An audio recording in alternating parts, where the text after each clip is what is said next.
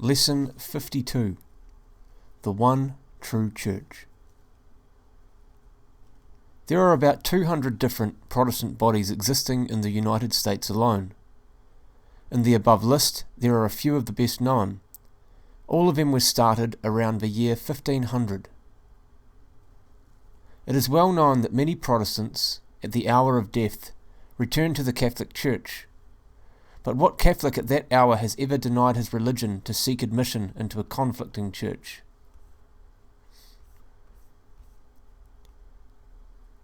How do we know that no other church but the Catholic Church is the true Church of Christ? We know that no other church but the Catholic Church is the true Church of Christ because no other church has these four marks. No other church is one, holy, Catholic, and apostolic.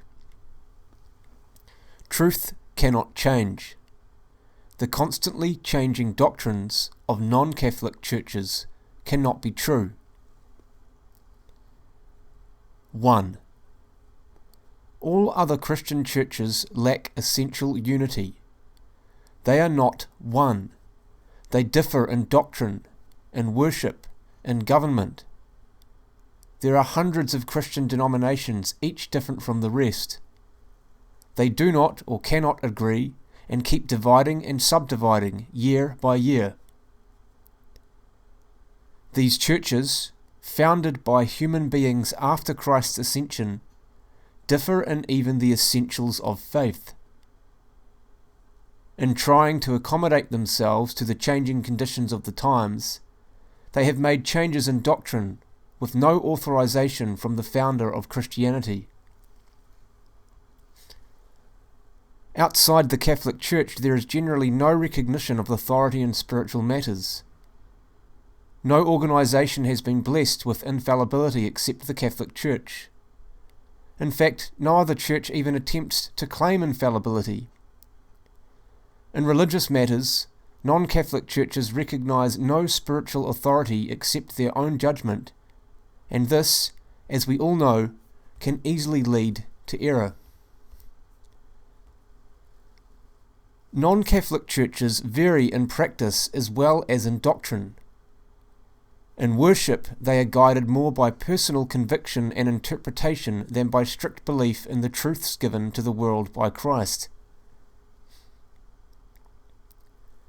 Realizing the great handicap of disunity, efforts have been or are being made by various groups of churches to organize. General councils and conferences of different bodies have been held, but there is no vital result for unity. This is of course because, though agreement may be general concerning matters such as social work, beneficent societies, and the like, no agreement can be found in the essentials of faith and doctrine. This is the result of free interpretation of the Bible and the repudiation of Peter's successor, Vicar of Christ. Neither do non-Catholic denominations have unity in government.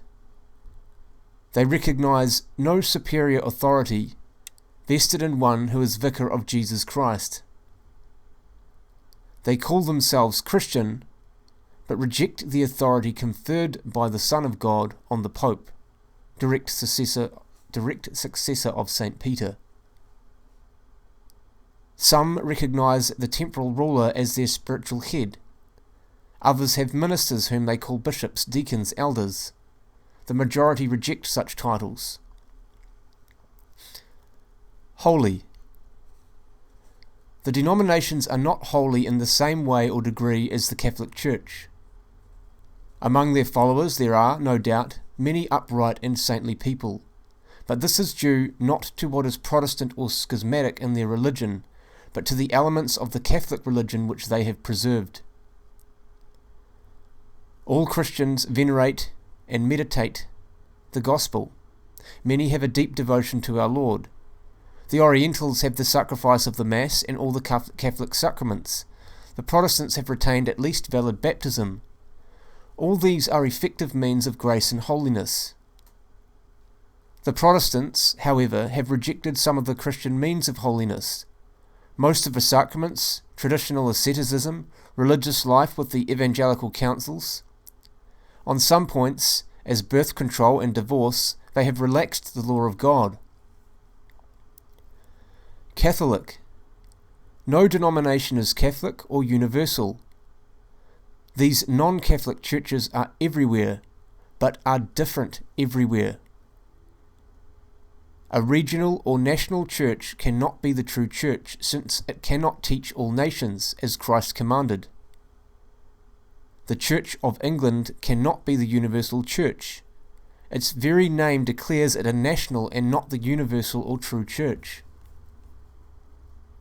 Apostolic. No Protestant denomination is apostolic.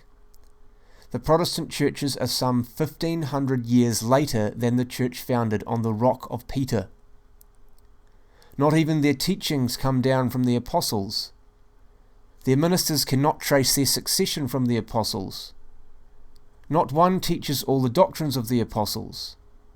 How then could they be the church founded by Christ? Are not all religions the same? No, for truth and error are not the same. Faith and unbelief are not the same. God is not divided. He revealed only one religion. We either believe that religion or do not believe it. There is no middle way. He who is not with me is against me. Anything that is not the whole truth is not truth. Christ said, I am the way, and the truth, and the life. No man comes to the Father but through me. No one will assert that glass is as good as diamonds, nor that brass is as good as gold.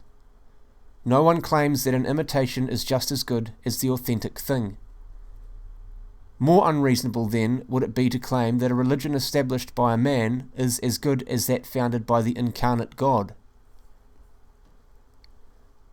From the very beginning of mankind, there has been one true religion. From Adam to the coming of Christ, this religion was preserved by the patriarchs, prophets, and others chosen by God to keep the knowledge of the promised Redeemer intact. Before the coming of Christ, this true religion was kept by the Jews, the chosen people. All other nations had degenerated and worshipped idols, false gods. In spite of the imperfections of the old religion preserved among the Jews, it was always the true religion, the one true religion. It foreshadowed the coming of the perfect religion, that established by the Son of God, Jesus Christ. Who then abrogated the Jewish faith, the old law, in favour of a new law, in favour of the new faith, the new law? It is absurd to suppose that God does not care whether men denounce his Son as an impostor and blasphemer, or worship him as God.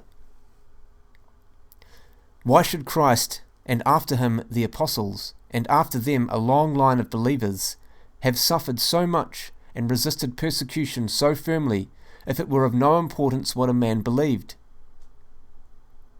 The apostle said, "There is no other name under heaven given to men, whereby we must be saved."